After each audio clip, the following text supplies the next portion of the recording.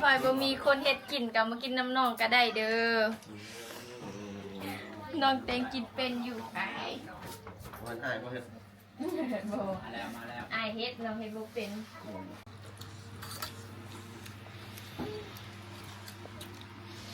กินข้าวกันหลายคนจังเป็นแสบเนาะ ผมล้นน่ะ โอ้ยกินได้กินฝีมือเบาไก่เนาะ อาร้านพ่อวะ สุดยอดลูก โอ้แสบเป็นดีบ่ธรรมดาเนาะ เอาละ นี่แหละคนเข้าป่าเข้าดงเนาะเคยเฮ็ดกินแต่งกินก็เลยแสบ เมียใส่ตลอด โอ้ยโอ้ย มาพุ่น คอยเฮ็ดบ่เป็นเมียเลยบ่ใส่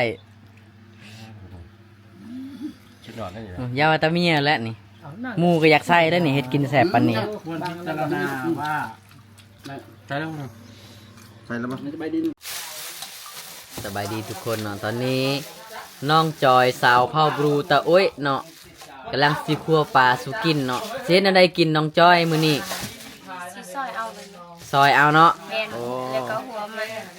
ต้มอ๋อ ปลาใหญ่แห้ง ปลาซื้อมาเท่าไหร่น่ะ 2 โล จักโลฮะ 2 โลปลาย 2 โลปลาย แม่น อ่า ปลาย นี่เนาะมาเบิ่งผู้สาวเผาบรูตะโอ้ยแต่งกินเนาะเราสิคั่วปลาสุกินมื้อนี้กินฮอดน้องสาวเลยเด้เนาะทุกคนเนาะเคยถ่ายคลิปนํกันเนาะแต่ว่าน้องสาวเล่าน่ะเอาผัวแล้ว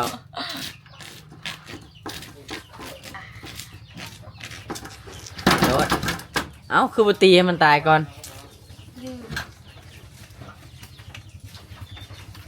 พอสาก ครับมีผู้บ่าวเด้อทุกคนเด้อ สากมา ฮะ สาก ซากเพิ่นสิตีหัวปลา คือแบบว่ามื้อน่ะเอาอันนี้มี ใหญ่เลย ใหญ่ ฮะบ่าวผู้ไทยเป็นคนซอยเนาะบ่าวผู้ไทยมาซอยแล้วมื้อนี้ เจ้าโอ้โหจักช่วยน้องนะ บ่าวไก่ยืนเบิ่งเนาะบ่าวผู้ไทยเป็นคนเฮ็ด กำลังใจ อ่า โอ้ขอบไปเอาเม็ดมาก่อนนะ เอามีดมาอีก ดิดท้องมันค่อยฟ้าเลย โอ้มื้อนี้บ่าวผู้ไทยแต่งจุกินเนาะ โอ้ตัวสลกนะ รอบ่หยุดบ่เศร้าเลยเนาะบ่าวผู้ไทยนี่รอแบบบ่แบ่งหมู่เลยนะ รอแบบบ่มีใครเลย หน้าขาวพี่น้องเนาะแบบโดยที่ว่าบ่ได้ใส่ครีมใส่หยังเลย แบบบ่มีใครคือเลย คนมันขาวดิ อย่าให้เราแก้เสื้อเลยถ้าเราแก้เสื้อนี่ขาวโอ้บ่าวก็รอสาวก็งามเนาะบ่าวสาวเมืองนอกเด้อนี่เด้อทั้งสองคนเลย คือกันที่บ่ค่อย คือ ราศีบ่คือกันมาแล้ว คือคนบ่เข้ากันนี่แหละ คนบ้าเนาะ มื้อใดสิมีข่าวดีเนาะจานนอนนี่ อีกบ่โดด ฮะ บ่ ใครอันนี้บ่ เจ้าหั่นแหล้ว โอ้ อันบุด ก่อน นี่แหละ บ่มีเลยก่อน ฮะ บ่มีเลย เห็นแดงขาวๆอยู่เนาะ แม่น เราลงสตอรี่นะ เห็นเด้อเห็นเด้อ เห็นแท็กทักอยู่อะ อิจฉาอิจฉา เข้าไปซองเบิ่งโอ้คักวะเบิ่งเอาเด้อทุกคน ความที่เพิ่นอยากเป็นลูกเคยนะมาหอดเฮือนผู้สาวนะจนญาติกันแต่งกินเนาะทุกคนเนาะนี่แล้วข่อยจังบ่อยากไปนำกันนะโอ้ ใช่หมอ เบาไก่ก็ว่าเบาไก่สิเฮ็ดบ่าวผู้ไทยก็ว่าบ่าวผู้ไทยสิเฮ็ดจักผู้ใดเป็นคนเฮ็ดญาติกัน ผู้คนโสดให้เพิ่นเลยช้าคอยมีแต่มาเบิ่งให้เพิ่น โอ้ โสดอายุซื่อ เพิ่นย่านแต่น้องจอยบ่ได้กินข้าวมื้อนี้นะก็เลยญาติกันเฮ็ดผู้น้องจอยก็ไปดังไฟพุ่นล่ะพี่น้องโอ้ยบาดนี้เนาะทุกคนเนาะซอยกันคักไอ้ลี ฮะ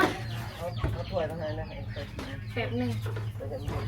เพิ่นกำลังสิดังไฟทุกคน คนปากกินงอครับ เสียนได้กินบัดนี้ ไม่มีคน บ่เสียนได้กินก็ซอยบ่ แม่นจับโซ่ตัวจ ซอยจ้ำ ำ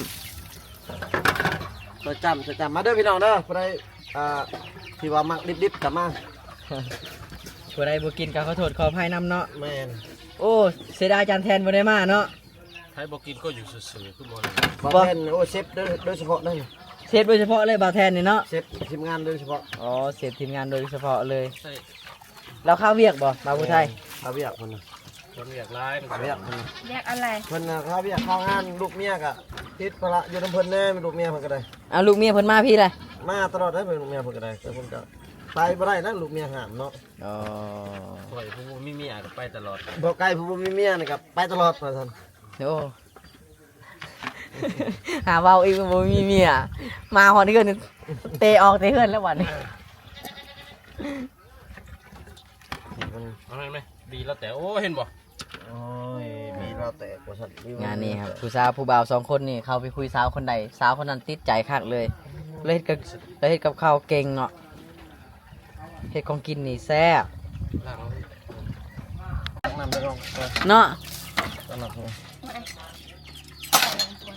โอ้กินหอดบอลเทนมากเลยแบบนี้ เนาะเฮ็ดดีๆการกินปลานี่แบบกินดิบนี่ต้องเอานังมันออกพี่น้องเว้ยมันจะอ่อนๆน้ำมันจะหยาบ สบายดีมีแต่ผู้สาวผู้บ่าวอันนี้ สดเด้อสดเด้อ โสด ผู้ได้ มีแต่ผู้เดียวนี่โสด ภายในโสดภายในบ่โสด บ่โสดบ่โสดบ่โสด อ๋อเอาบ่โสดบ่ไก่ ฮะ บ่โสดติ บอ บ่โสดเนาะ มีเมียแล้วเด้อ ใช่เมื่อกี้นี่ว่าบ่โสดว่ะ เอาเมื่อกี้นี่คือว่าคนเต็มบ่มีเมียได้ ไม่ มี หับ ผัว ใส่กระหับ คอยออกจากเฮือนปั๊บนี่ค่อยโสดแล้วได้คอยอยู่เฮือนแล้วค่อยบ่โสดคอยมาเฮือนจะโทรหาคอยเด้อคอยบ่โสดแล้ว เดี๋ อะ ยวแน่ก็เห็นคลิปนี่ อย่างเงี้ยเฮ็ดเรื่อง ทุกคนอันนี้ผู้บ่าวทางทีมงานยูทูบเบอร์หรือว่ายูทูบแบะอะไรตัวนี้ที่ว่าเฮ็ดอยู่ครัวกินแต่ว่าซีนคือสิบ่ย่างแล้วแหละ เบิด หมดแหละแต่คนปาดประทานมดมีแต่กระดูก เห็นไว้กินไว้ได้ดีเลย โอ้ บัดนี้เฮ็ดกินแล้วพี่น้องเอ้ยโอ้ได้กินฝีมือของยูทูบเบอร์แล้วบัดนี้ บอตอนทับเด้แขกคนมายาม ยูทูบเบอร์ชื่อดังเด้อในเมืองน้อง มันนี่ บ่มีไผบ่ฮู้จักเนาะบ่าวไก่นี่ไผบ่ฮู้จักในเมืองน้องเนาะกับบ่าวผู้ไทยบรรณาชาแนลนี่ จ้าแต่ในวงแคบๆเลย ผู้สาวฮู้จักเขาเจ้า ผู้สาวนี่จักร้ายเลยแถวเมืองเลยเขาจักเบิ้ เขาฮู้จักเบิดเนาะ คลิปพี่น้องในเบิ้งยากก็ได้ยินเสียงรถเขายังปบอัดประตังประตูร้ายเถื่อแล้ว โคตรเลย อ้าวผู้ใดที่เบิ่งคลิปนี้ก็คอมเมนต์มาเบิ่งเด้อว่าสำเนียงที่ลาวเว้านี่เป็นสำเนียงไทยใดเนาะ แมน คอมเมนต์มาเบิ่งเนาะ แม่น ใช่ๆเฮ็ด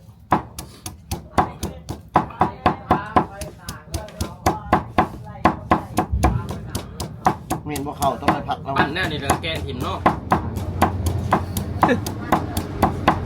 สบายดีทุกคนเนาะตอนนี้น้องจอยสาวเข้าบรูตะโอ้ยเนาะกำลัง มันโหนะมันโหไปเลยมันโบทุกมันโบแห้งครับมันโบแห้งมันโบทุกขาแน่มาแห้งคนตกหามมันบอกเข้าโบทุกขา ยิ้มๆเลยล่ะ ไม่บอก เห็ดกินไก่แซ่บต้มปลานิ่ม ป่า ต้มปลาคอ ถ่ายคลิปมันเอาครับจอกหนึ่งเด้อ เอาแล้ว มากินเลยเด้เมื่อกี้นี้ มันว่าถ้าเกลือนี่โบยั่งเลยคือเก่าป่ะลุงจ่อคนงามทุกคนเอ้ยงามแท้งามหว่า ทีมงานยูทูบเบอร์พี่น้องเอ้ย อันเฮ็ดบ่ได้ซีบ ยูทูบเบอร์ ใส่ผักใส่ปองเลยเนาะนั่นว่ะ มันเข้ากัน ป เนา องมัน ะ บ่แซ่บ ถ้าไฟบ่มีคนเฮ็ดกินก็มากินน้ำน้องก็ได้เด้อน้องเต็งกินเป็นอยู่ไอ้ มันอ้ายบ่เฮ็ด บ่ไอ้เฮ็ดน้องเฮ็ดบ่เป็น เด้อพี่น้องกินข้าวหอมผากินปลาหอมตอนเนาะกินข้าวกันหลายคนมื้อนี้โอ้ยูทูบเบอร์รวมตัวกันเนาะแล้วก็แต่งกินแซ่บๆเลยพี่น้องมื้อนี้เพิ่นเฮ็ดซอยจำปาเนาะกินอยู่เฮือนสาวจ้อยเนาะ นายอยู่หันแล้วเจ้าครับ แต่ค่าซออ้อยเราได้พัวแล้วทุกคนยังแต่เอื้อยแล้วเด้อโสดเด้อวันนี้เด้อฟ้าวจีบกันหน่อยผู้นี้ก็เอาพัวกันแล้วเลยได้ บ่มี บ่มีเนาะอ๋อคนข้างๆนะเห็นได้คือน่ารักน่าแลอยู่ฟ้าวจีบฟ้าวจ้องได้ แม่นนะคนจิตใจก็อยู่น้ำลายแล้วได้เลย มาพี่น้องมากินข้าวน้ำกันเนาะกินข้าวกันหลายคนเด้อ กูยอดจ้ะ กิน จ้าจ้า กินกิน จ้าลูกขามาแมว อะไรกันน่ะ นี่ ป้าแมวจัดกำลังแต่ กินแม่บ่าว กินเลยกินเลย ลงมือ มันได้เลย เอาล่ะมีคนเบิ่งด้วย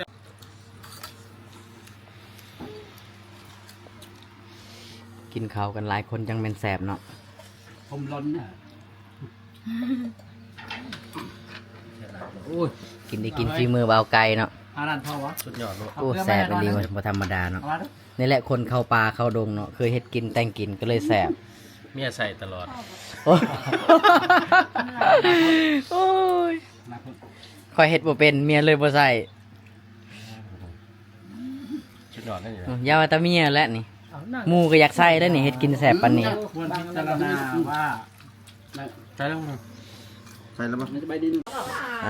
บ่มีหยังของฝากเด้อสาวจอย โดย โดนเนาะจังมายามเทื่อหนึง ผักแค่อายมายามก็ดีใจแล้ว อ๋อ 4-5 เดือนพุ่นจังได้พอกันเนาะเฮานะ โดย ได้ถ่ายคลิปเล่าเพราะว่าถ่ายบ้านนอกกับค้าเวียกค้างานพี่น้อง เดี๋ยวเจอกันใหม่คลิปหน้าเด้อเดี๋ยวไปงานดองวันที่24เนาะงานดองสาวอ้อยเนาะ โดย เดี๋ยวพอกันทุกคนสำหรับคลิปนี้ขอลาไปก่อน ไม่